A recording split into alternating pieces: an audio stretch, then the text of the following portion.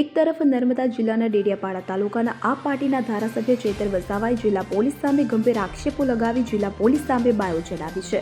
Social મીડિયામાં પોતાનો video જાહેર કરી પોલીસ સામે ગંભીર આક્ષેપ કર્યા છે. ચેતર વસાવાએ પોતાના વિડીયોમાં જણાવ્યું છે કે જિલ્લામાં ગેરકાયદેસર ચેકપોસ્ટ ઊભા કરીને દંડના નામે લોકોને ડરાવવામાં આવે છે, કરોડોનો દંડ ઉઘરાવવામાં આવે છે કે તેનો અમે વિરોધ કરીએ છીએ. વધુમાં જિલ્લામાં બેફામ ખુલ્લેઆમ દારૂ જુગારના દાવો ચાલે છે, રેતી માફિયાઓ બેફામ રીતે ખનન કરે છે વગેરે ગંભીર આક્ષેપો ચેતર વસાવાએ સોશિયલ મીડિયા પર કર્યા છે. ત્યારે આવતીકાલે એટલે કે પોતાના સમર્થકો સાથે લોકોને ઉપસ્થિત રહેવાની સોશિયલ મીડિયાના માધ્યમથી જાણ કરી પોલીસ અધિક્ષકની કચેરી હલ્લાબોલ કરવાની સોશિયલ મીડિયામાં જાહેરાત કરી છે. તો નર્મદા પોલીસની પણ સામી પ્રતિક્રિયા આવી છે. જિલ્લા નાયબ પોલીસ વડા લોકેશ યાદવે પોતાનો વિડીયો જાહેર કરી ધારાસભ્ય ચેતર વસાવાના તમામ આક્ષેપોનું ખંડન કરી પોલીસે કરેલી સારી કામગીરી લોકોને જાણ કરતા જણાવ્યું છે કે નર્મદા પોલીસ કોઈને ડરાવી ધમકાવીને કામ કરતી નથી, પરંતુ ટ્રાફિકના નિયમો પાલન નહીં કરનાર સામે કાયદેસરની કાર્યવાહી કરે છે. તેની સામે નર્મદા પોલીસે ચેતર વસાવાના તમામ આક્ષેપો ખંડન કરતા પોલીસની કામગીરીની વિગત જણાવતા ડીવાયએસપી લોકેશ યાદવે જણાવ્યું કે નર્મદા જિલ્લામાં ગયા વર્ષે 20,124 એટલે કે 90% ફેટલ અકસ્માતો થયા હતા કે જેમાં ડેડિયાપાડા સાગબારામાં 50% ફેટલ અકસ્માતો નોંધાયા છે કે જેને ધ્યાનમાં રાખીને નર્મદા પોલીસે ટ્રાફિકના નિયમોનું પાલન કરવા માટે લોકોમાં ટ્રાફિક અંગે જાગૃતતા આવે અને અકસ્માતો ન થાય તે માટે હેલ્મેટ ન પહેરી હોય, સીટ બેલ્ટ ન પહેર્યું હોય, ડ્રિંક કરીને ડ્રાઇવિંગ કરતા હોય અથવા તો બધાની સામે કાયદાકીય કલમ અનુસાર કામગીરી કરવામાં આવી છે. પ્રજા પાસે ટ્રાફિકના નિયમોનું પાલન કરવાની કોશિશ કરી છે. ઉપરાંત નર્મદા પોલીસે જેમની પાસે લાયસન્સ નથી તેવા લોકો એટલે કે 5,000 લોકોને લાયસન્સ અપાવવાના કેમ્પો કર્યા છે, હેલ્મેટ વિતરણ કર્યું છે. પોલીસના કાયદાકીય એક્શનની ધારાસભ્ય ચેતર વસાવા દંડ કરીને લોકોને હેરાનગતિ કરે છે તેવા ખોટા આક્ષેપો કર્યા છે. નર્મદા પોલીસે કાયદેસરની જ કાર્યવાહી કરી છે તે પણ પ્રજાના હિતમાં કરી છે એમ નર્મદા પોલીસે જણાવી ધારાસભ્યના આક્ષેપોનું ખંડન કર્યું છે. ત્યારે ચેતર વસાવા જો સમર્થકો સાથે જિલ્લા પોલીસ અધિક્ષકની કચેરીએ ઉપસ્થિત રહેશે તો તેની સામે પોલીસે નિવેદન આપી જણાવ્યું છે કે નર્મદા જિલ્લામાં સરઘસ કે રેલી સામે પ્રતિબંધ છે. વગર પરવાનગી રેલી કે સરઘસ કાઢી શકાશે નહીં. કોઈ પણ રજૂઆત હોય તો વ્યક્તિગત રીતે મળી શકે છે. હાલમાં જ નર્મદા કલેક્ટર દ્વારા જાહેરનામું બહાર પાડવામાં આવ્યું છે. તેમાં કોઈ પણ સરકારી કચેરીમાં ધરણા પ્રદર્શન કે રેલી કાઢી શકાશે નહીં. એટલે જ આમ જનતાને પણ જણાવાયું છે કે કોઈ પણ રીતે કાયદો હાથમાં ન લે અને શાંતિ બનાવી રાખે.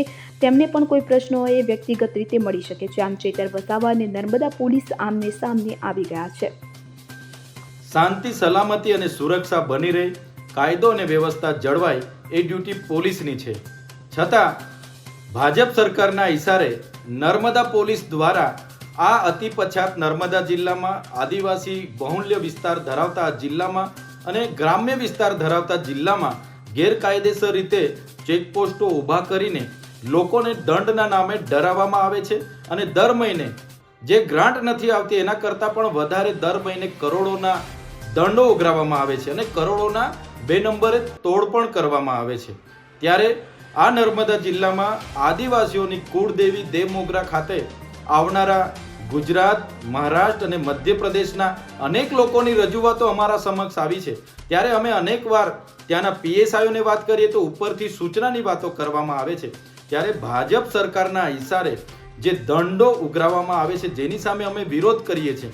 અમે પૂછવા માંગીએ છીએ પોલીસને, નર્મદા જિલ્લામાં બેફામ બુટલેગરો બન્યા છે, દારૂના ખુલ્લેઆમ ઠેકાઓ ચાલે છે, આકડા જુગારના ધંધાઓ ધમધમે છે, રેતીના માફિયાઓ, માટીના માફિયાઓ અને જમીન ખનનના માફિયાઓ આજે બેફામ ઓવરલોડ ટ્રકો ભરીને નીકળે છે. ગામની જનતાએ ટ્રકો તમને લાવીને સોંપે છે. રાતોરાત પોલીસ પોતાની સેક્શનની સિસ્ટમ અપનાવીને છોડી મૂકે છે.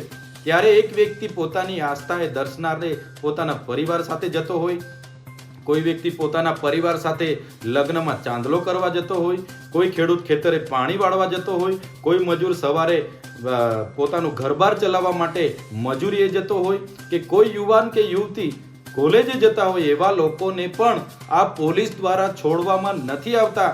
ડરાવવામાં આવે છે, હેરાન કરવામાં આવે છે અને દંડની વાત કરવામાં આવે છે અને તોડ કરીને તોડ નહીં થાય તો એને જેલ હવાલે કરીને એના વાહનો જપ્ત કરીને કોર્ટના મારફતે છોડાવવા માટેનો કેસ બનાવવામાં આવે છે, જેનો હું સખત શબ્દોમાં વિરોધ કરું છું.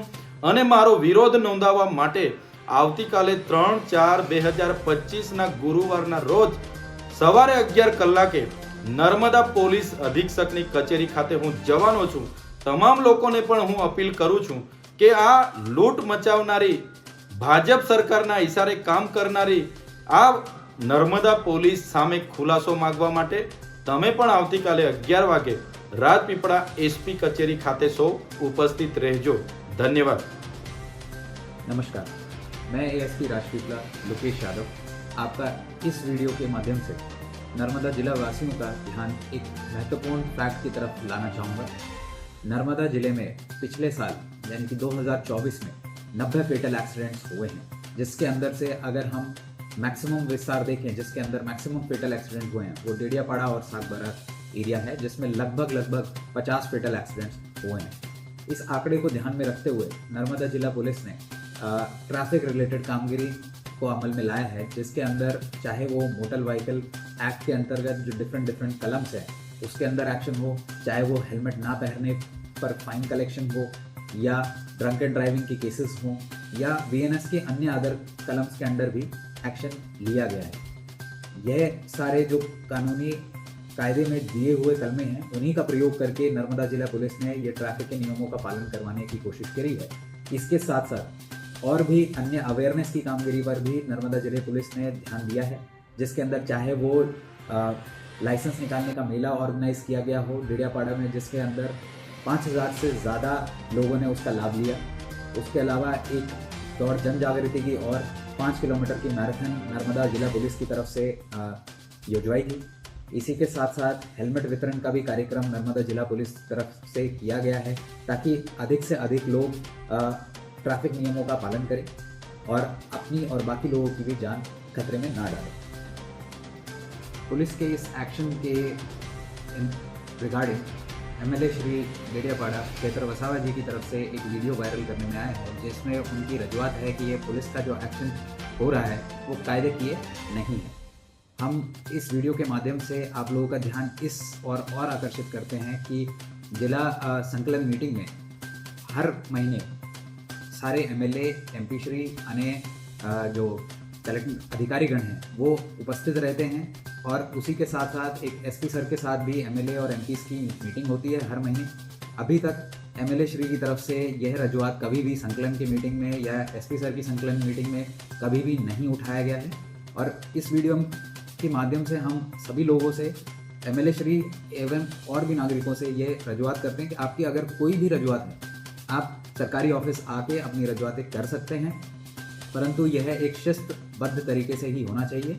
और हम इस चीज़ की तरफ भी आपका ध्यान आकर्षित करते हैं कि अभी करंटली कलेक्टर श्री द्वारा एक जाहिरनामा अमल में है, जिसके अंदर किसी भी सरकारी ऑफिस में धरना प्रदर्शन या रैली या किसी भी तरीके का प्रदर्शन सख्त मना है. तो हम इस वीडियो के माध्यम से सभी से रजूआत करते हैं कि अगर आपका कोई भी प्रश्न है, कोई भी रजूआत है, आप शिस्तबद्ध तरीके से कर सकते हैं. आप किसी भी तरीके से कानून को या कायदे को अपने हाथ में ना लें और शांति बनाए रखें. धन्यवाद. ज्योति जगताप સાથે CN24 ન્યૂઝ રાજપીપળા. હવે જુઓ દેશ દુનિયાની તમામ ખબરો તમારી આંગળીના ટેરવે. ઉઠાવો મોબાઈલ અને ગૂગલ પ્લે સ્ટોર પરથી ડાઉનલોડ કરો અમારી CN24 ન્યૂઝ મોબાઈલ એપ.